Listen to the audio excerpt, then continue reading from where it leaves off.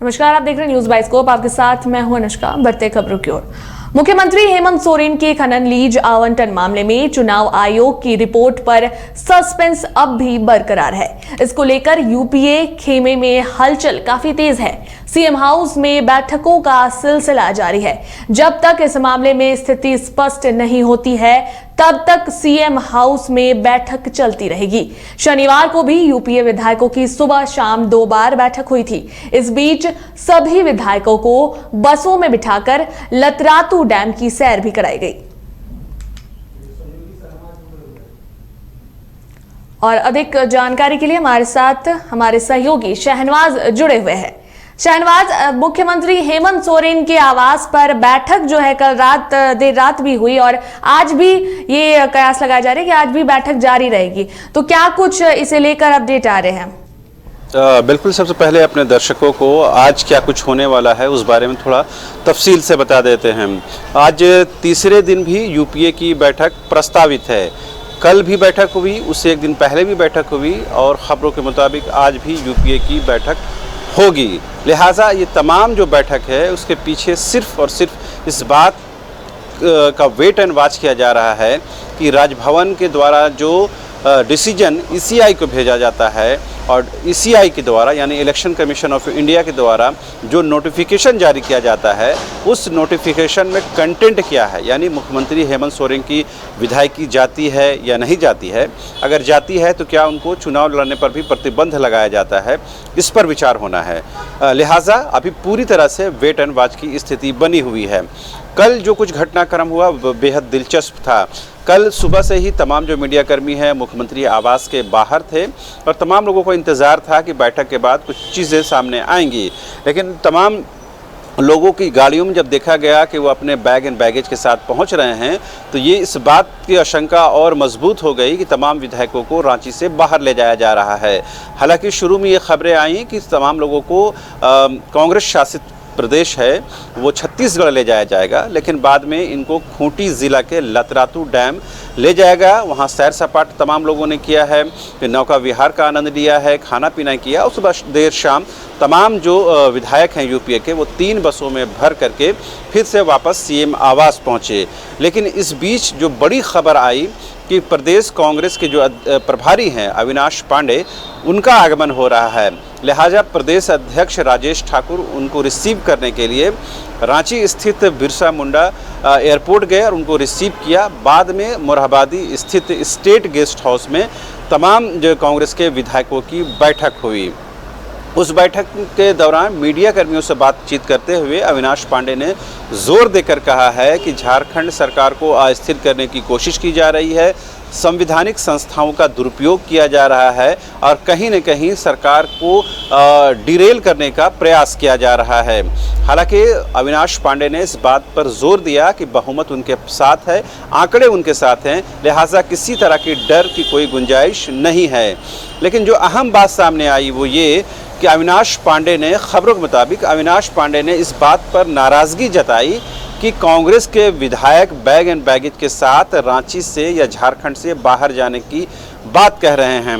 हालांकि कल सुबह तक इसकी खबर कहीं न कहीं कंफर्म हो रही थी, लेकिन बाद शाम तक ये खबर कंफर्म नहीं हुई। लेकिन अविनाश पांडे को जैसे ये खबर लगी कि उनके जो विधायक हैं, जो सीएलपी लीडर हैं, तमाम लोग जो हैं वो झारखंड से बाहर जाने वाले हैं, तो उन्होंने इस बात पर नाराज़गी जताई और ये कहा कि बिना आला कमान के यानी बिना दिल्ली की अनुमति के कोई भी जो विधायक हैं कांग्रेस कोटे के, वो कोई भी विधायक रांची छोड़कर बाहर नहीं जाएंगे।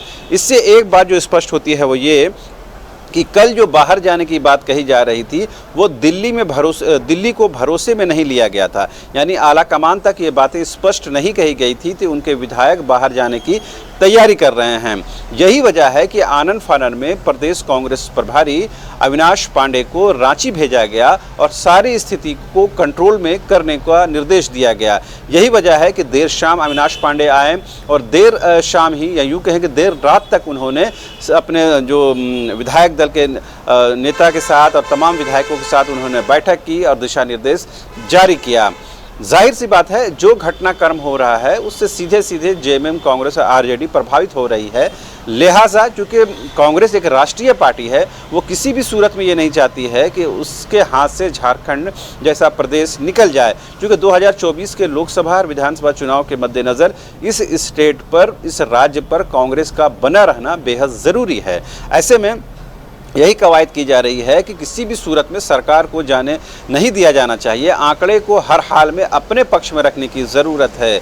लेकिन आपको पता है कि जिस तरह से राष्ट्रपति चुनाव के दौरान 9 विधायकों ने, कांग्रेस के 9 विधायकों ने क्रॉस वोटिंग की, यानी पार्टी लाइन के खिलाफ जाकर के द्रौपदी मुर्मू के पक्ष में वोट दिया, इसके बाद कहीं न कहीं कांग्रेस के अंदर जो भीतर घाग है वो जाहिर हो गया और उसके बाद ये कयास लगाए जाने लगे कि कहीं न कहीं कांग्रेस के अंदर सब कुछ अच्छा नहीं चल रहा है।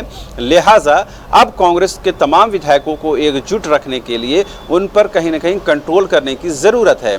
यही वजह है कि पिछले परसों के दिन खुद सीएलपी लीडर आलमगीर आलम साहब ने जो स्पीकर के ट्रिब्यूनल में एक आवेदन दिया, जिसमें इस बात का आग्रह किया गया है कि जो उनके 3 विधायक कैश कांड में शामिल हैं, यानी इरफान अंसारी, राजेश कच्छप और विक्सल कोंगाड़ी, इन तीनों विधायकों के खिलाफ दल बदल कानून के तहत कार्रवाई की जाए, जिसके बाद ट्रिब्यूनल के माध्यम से इन तीनों विधायकों को नोटिस जारी कर दिया गया। कांग्रेस के इस कदम का सिर्फ और सिर्फ एक ही मकसद है कि वो अपने तमाम 18 के 18 विधायकों को ये संदेश देना चाहती है कि किसी भी सूरत में उसके विधायक अगर इस पार से उस पार जाने का सपना भी अगर देख रहे हो तो उनको कंट्रोल में रखा जाए और उनको एक मैसेज दिया जाए कि अगर पार्टी के अंदर ये बात हो रही है और पार्टी को इसकी खबर लग जाती है तो उनके खिलाफ सख्त से सख्त कानून सम्मत कार्रवाई की जाएगी। यही वजह है कि 3 विधायकों को ट्रिब्यूनल के माध्यम से नोटिस भिजवाया गया है। ऐसे में साफ है कि झारखंड में जो कुछ होने वाला है वो बड़ा होने वाला है। और बड़ा मैं इस वजह से कह रहा हूं कि पिछले 3 दिनों से राजभवन से एक आदेश का, एक फैसले का इंतज़ार किया जा रहा है, जिस पर राज्यपाल रमेश बैस साहब का हस्ताक्षर होना है। और वो क्या है, उसमें मुख्यमंत्री हेमंत सोरेन की विधायकी को लेकर के डिसीजन सुनाना है और उस डिसीजन का नोटिफिकेशन यानी अधिसूचना भारत निर्वाचन आयोग के माध्यम से स्पीकर तक और दोनों पार्टियों को भेजा जाएगा। लिहाजा जब तक राजभवन के माध्यम से ये संदेश जाहिर नहीं हो जाता है तब तक इसी तरह से यूपीए की बैठक होती रहेगी, झामुमो की बैठक होती रहेगी और गठबंधन दलों की बैठक होती रहेगी, ताकि सभी विधायकों को एक मंच पर रखा जाए, उनको अलर्ट मोड में रखा जाए और किसी भी परिस्थिति से निपटने के लिए उनको तैयार रखा जाए। जी, हालांकि देखा जाए तो पूरा जो हमला है वो सरकार को बचाने में जुटा हुआ है, तो सरकार चला कौन रहा है?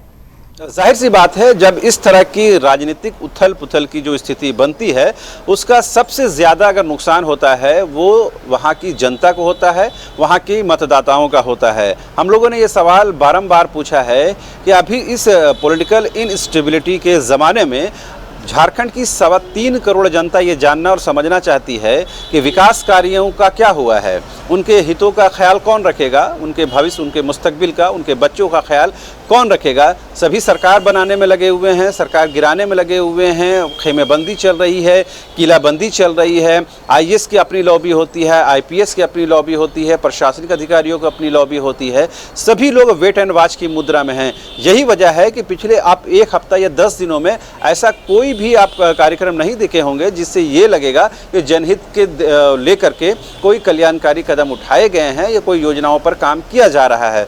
जाहिर सी बात है, प्राथमिकता सरकार के लिए ये है कि वो खुद को सत्ता पर बनाए रखा जा सके। लिहाजा अभी सिर्फ और सिर्फ रूटीन कामकाज हो रहे हैं, जो हर दिन के कामकाज होते हैं वही कामकाज हो रहे हैं। कोई भी डिसीजन मेकिंग प्रोसेस में जो लोग शामिल हैं वो लोग अभी वेट एंड वॉच की स्थिति में हैं। सरकार खुद घिरी हुई है, लिहाजा सरकार पहले अपनी सेहत को बचा कर रखना चाहती है, उसके बाद ही 3.25 करोड़ जनता के हितों को लेकर कोई कदम उठाया जाएगा। लिहाजा हम ये कहने की स्थिति में हैं अभी सिर्फ और सिर्फ सरकारी स्तर पर, प्रशासनिक स्तर पर, गवर्नमेंट के स्तर पर सिर्फ अभी रूटीन कामकाज हो रहे हैं। जी, धन्यवाद शहनवाज तमाम जानकारियों के लिए।